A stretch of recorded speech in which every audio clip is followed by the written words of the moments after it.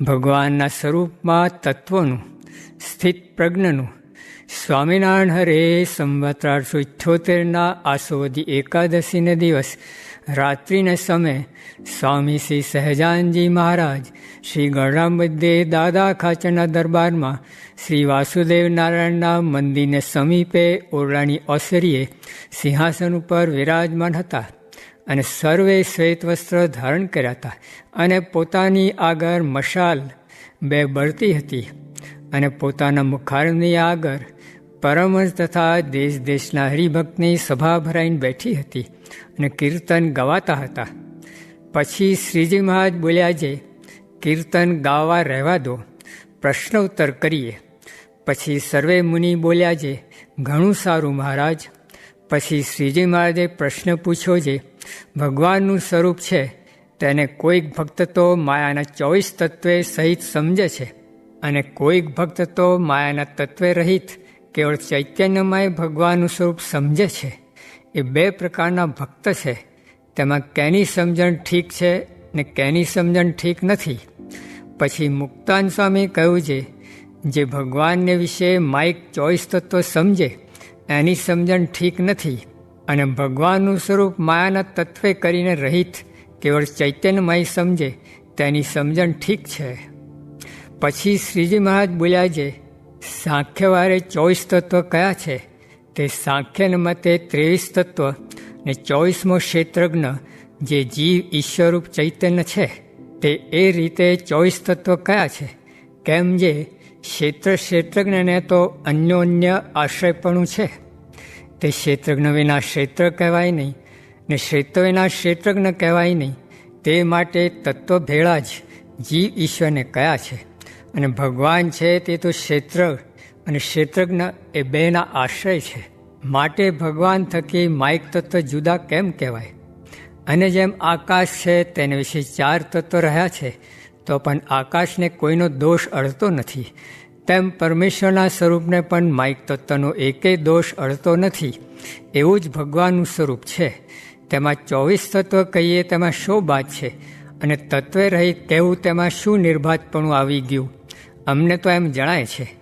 પછી દીનાનાથ ભટ્ટે પૂછ્યું છે, જેને ભગવાનની મૂર્તિનું ધ્યાન કરવું હોય તેને ભગવાનનું સ્વરૂપ તત્વે સહિત સમજવું કે તત્વે રહિત સમજવું? પછી શ્રીજી મહારાજ બોલ્યા છે, ભગવાનના સ્વરૂપને જે તત્વે સહિત સમજે છે તે પણ પાપી છે અને જે તત્વે રહિત ભગવાનના સ્વરૂપને સમજે છે તે પણ પાપી છે.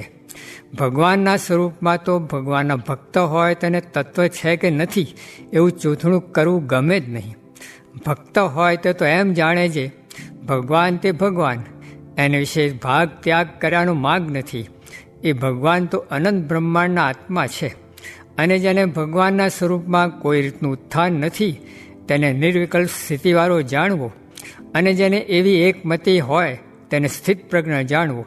અને જે પુરુષને ભગવાન વિશે એવી દ્રઢમતી છે તેને ભગવાન સ્વરૂપ પાપ થકી મુકાવે છે.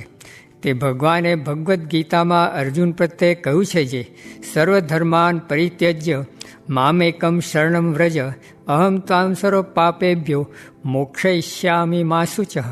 અને આ સંસારમાં પણ એવી રીત છે જે થકી પોતાનો મોટો સ્વાર્થ સરતો હોય તેને બુદ્ધિવાન હોય તે દોષ ગ્રહણ કરે નહીં.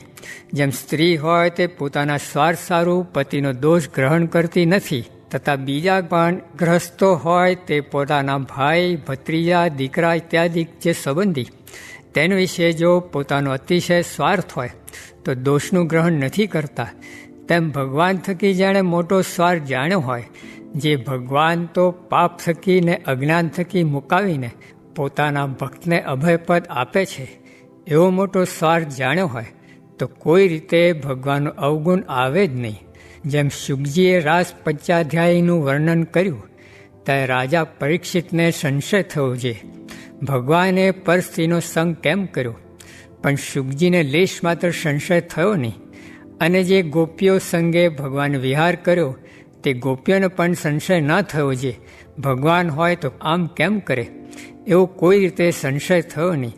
અને જ્યારે ભગવાન કુબ્જાને ઘેર ગયા ત્યારે ઉદ્ધવજીને ભેળા તેડી ગયા હતા તો પણ ઉદ્ધવજીને કોઈ રીતે સંશય થયો નહીં.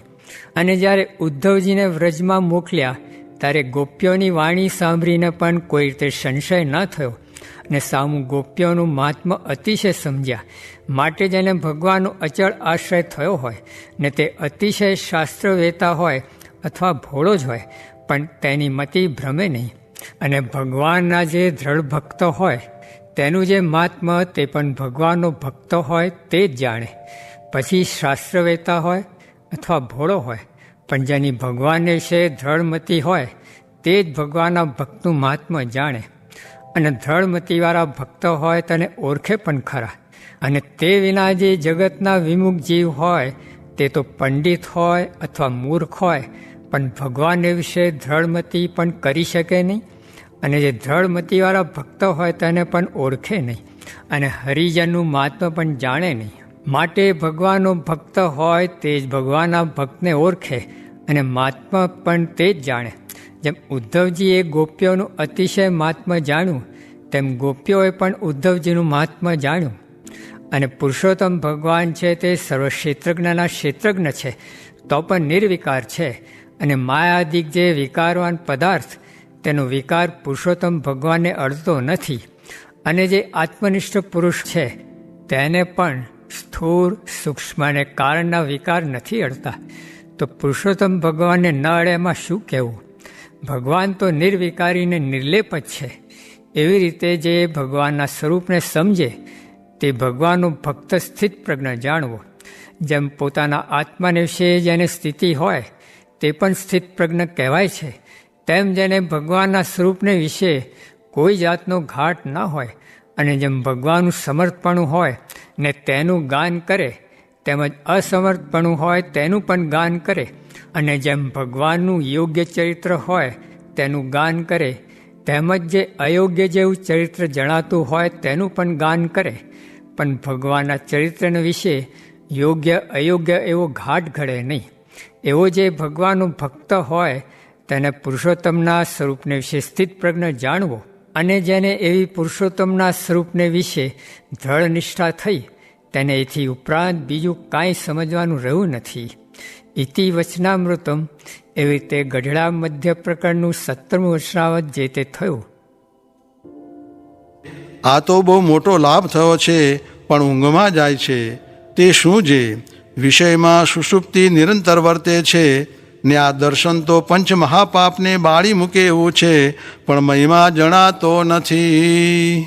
સ્વામિનારાયણ સ્વામીએ વાત કરી છે ભગવાનને નિર્દોષ સમજ્યાથી મોક્ષ થઈ રહ્યો છે ને દોષ ટાળવાનો અભ્યાસ કરે તો ટળી જાય. નિકર દેહ રહે ત્યાં સુધી દુઃખ રહે ને દોષ જણાય છે તે સર્વે તત્વના દોષ છે. સ્વામિનારાયણ હરે સ્વામીએ વાત કરી છે જેમ જેમ જ્ઞાન થતું જાય તેમ તેમ ભગવાનનો મહિમા જણાતો જાય.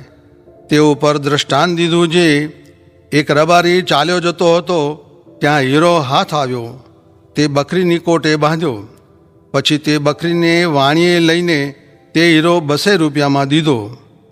તે 200 વાળે 1000માં દીધો, 1000 વાળે 10,000માં દીધો. એમને એમ ચડતા લાખ રૂપિયામાં દીધો.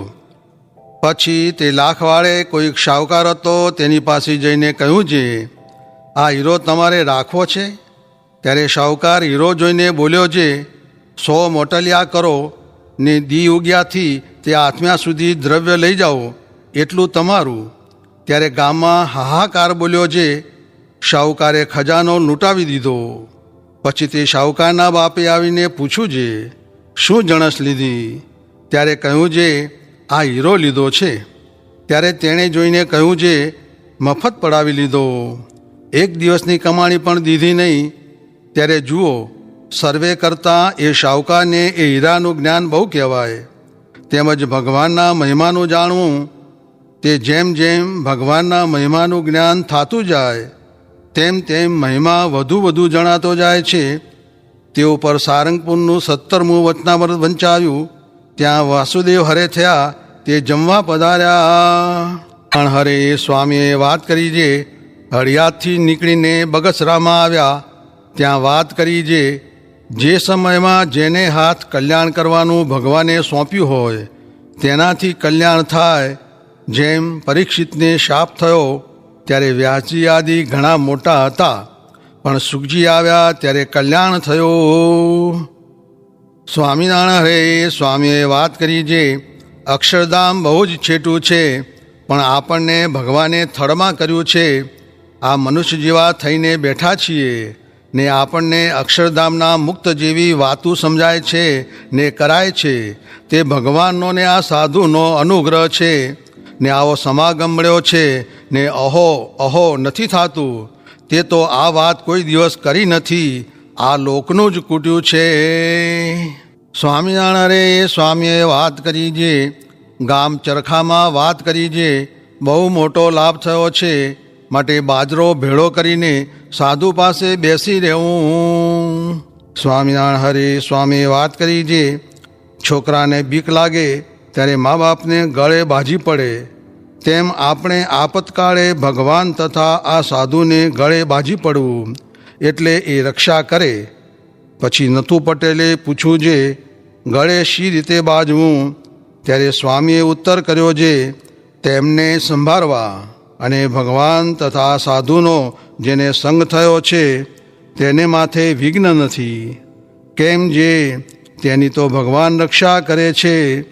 ત્યાં ઘોડીનું દૃષ્ટાંત દીધું જે નદીનું પૂર ઉતરતાં અસવાર 4 વાર પડી ગયો ને ઘોડી 4 વાર પાછી વળી ને અસવારને તાર્યો, તેમ રક્ષા કરે. સ્વામિનારાયણ હરે સ્વામીએ વાત કરી જે ઉપાસના નિયમ તથા ભક્તિમાં કસર રહેશે એટલી ખોટ નડશે ને કોઈ દ્રવ્ય દેનાર મળે, દીકરો દેનાર મળે કે દેહે મંદવાડ મટાડનાર મળે, તેથી ઉપાસનામાં ફેર પડે છે. તે ઉપર તુંબડિયાનું દ્રષ્ટાંત દીધું. સ્વામિનારાયણ હરે સ્વામીએ વાત કરી જે આ સત્સંગનો મહિમા તો અપાર છે. કેમ જે અનંત અવતાર થયા ને આપણને તો મહારાજ પુરુષોત્તમ મળ્યા છે ને બીજા અવતાર જેવા તો આ સત્સંગમાં ગણાક છે. એવો સત્સંગનો મહિમા સમજીને દ્રઢ ઉપાસના કરવી. અને એવા જે પુરુષોત્તમ તે તો આ એક જ છે, તેણે શુદ્ધ રીત પ્રવર્તાવી ને બીજાએ તો ભેળું ને ભેળું બાઈ ભાઈનું રાખેલ પણ જુદારો ન પાડેલ.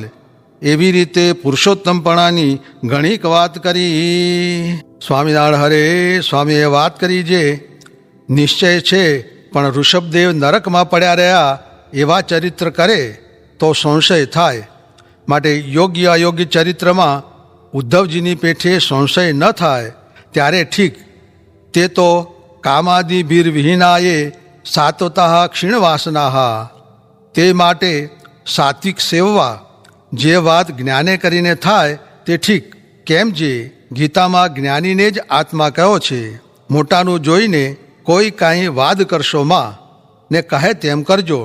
જેમ અગ્નિ જળે ઓલાય ને વીજળીનો અગ્નિ ને વડવા નલ અગ્નિ તે જળમાં રહ્યા થાકા પણ ન ઓલાય. તે કૃપાનંદ સ્વામીએ વાત કરી કે જળ કુકડી પાણીમાં રહે તો પણ પાંખ ન ભીજાય ને બીજા જનાવરને પાણી પાંખમાં ભરાઈ જાય ને ઉડી શકે નહીં ને જળ કાતરણી માછલું ઝાડમાં આવે નહીં ને સામું બીજાને ઝાડ કાપીને કાઢતું જાય. એમ કૃપાનંદ સ્વામી જેવાને થા